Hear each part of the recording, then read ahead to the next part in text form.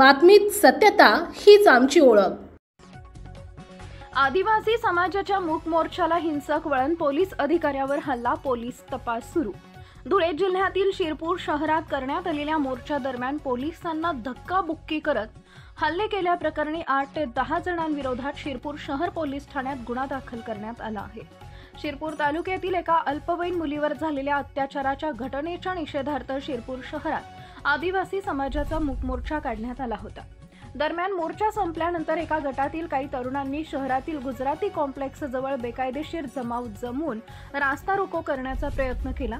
यावेळी जमावाची समजूत पोलीस अधिकारी व कर्मचारी करत असताना अचानक काही तरुणांनी पोलिसांना धक्काबुक्की करत पोलीस अधिकाऱ्यावर हल्ला केला।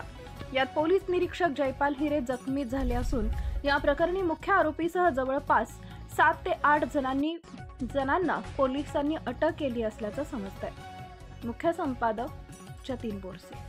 18 ऑगस्ट रोजी सकल आदिवासी समाजाकडून एसडीपीओ कार्यालय येथे दाखल पोक्सो गुन्ह्याअंतर्गत शांततेने मोर्चा काढण्यात आलेला होता। सदर मोर्चा 11 ते 12:30 दरम्यान शांततेने संपलेला होता व रिटर्निंग क्राऊड जात असताना अचानक म्हणजे मोर्चा संपल्यानंतर अर्ध्या तासाने गुजराती कॉम्प्लेक्स येथे काही 8 ते 10 मुलांनी चौकामध्ये येऊन अचानक रस्त्यावर आडवे झाले आणि वाहनांना अडवायला लागले व मोठमोठ्याने घोषणा द्यायला लागले की सदर आरोपी त्यांना ताब्यात द्या किंवा त्यांना फाशी द्या। सदर मुलांना आणि इसमांना आम्ही समजून सांगितले, सर्व मोर्चा शांततेने झालेला आहे, निवेदन दिलेले आहे, आता तुम्ही इथून जावा। परंतु त्यांनी आमचे म्हणणे ऐकले नाही।